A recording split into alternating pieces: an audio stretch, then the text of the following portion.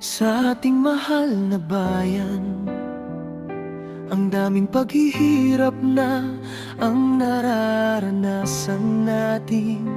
Nagmahal na ang lahat, gas, bigas, gulay at lahat na ng bilihin natin dito sa ating bayan.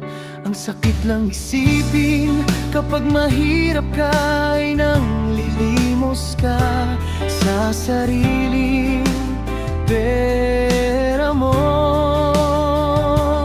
Sa mga nakaupo ngayon sa gobyerno, huwag naman kayo magbulag-bulagan. Maawa kayo sa aming mahihirap lang. Gumalaw naman para sa aming mga nagpapasahod sa inyo. Pakiusap lang, magtrabaho naman kayo.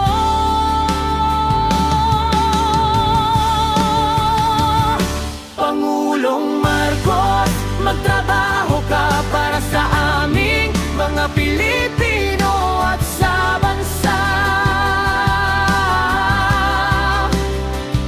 Mga congressman, maawa kayo sa amin. Gumawa na lang kayo ng batas, batas na magpababa sa mga bilihin ngayon. Mga senador, tulungan ninyo ang pamilyang Pilipino para mabawasan ang aming paghihirap sa panahon natin ngayon. Sana itong kanta ay mapakinggan ninyo para sa bansang Pilipinas at para sa aming mga Pilipino na umaasa sa inyo.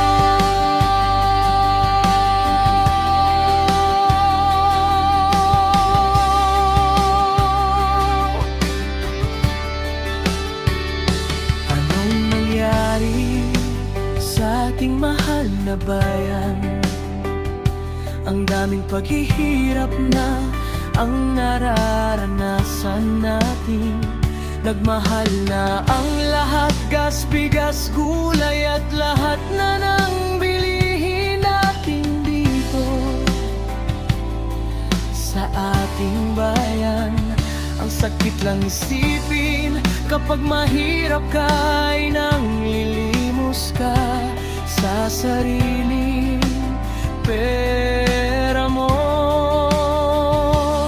Sa mga nakaupo ngayon sa gobyerno, huwag naman kayo magbulag-bulagan. Maawa kayo sa aming mahihirap lang. Gumalaw naman para sa aming mga nagpapasahod sa inyo. Pakiusap lang, magtrabaho naman kayo.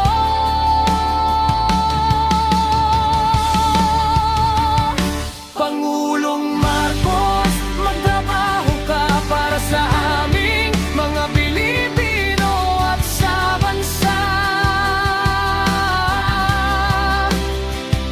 Mga congressman, maawa kayo sa amin.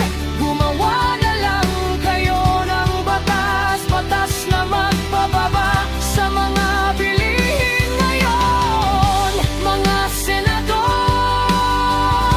tulungan ninyo ang pamilyang Pilipino para mabawasan ang aming paghihirap sa panahon natin ngayon.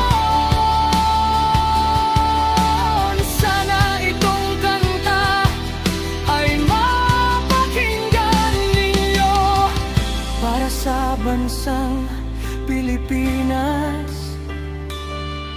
at para sa aming mga Pilipino na umaasa sa inyo.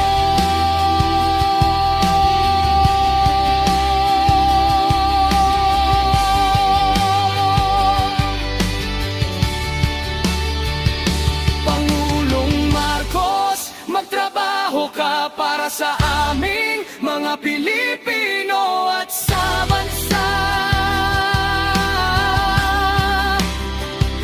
Mga congressman, maawa kayo sa amin. Gumawa na lang kayo ng batas, batas na magpababa sa mga bilihin ngayon. Mga senador, tulungan ninyo ang pamilyang Pilipino para mabawasan ang aming paghihirap sa panahon natin ngayon. Sana itong kanta ay mapakinggan ninyo para sa bansang Pilipinas at para sa aming mga Pilipino na umaasa sa inyo.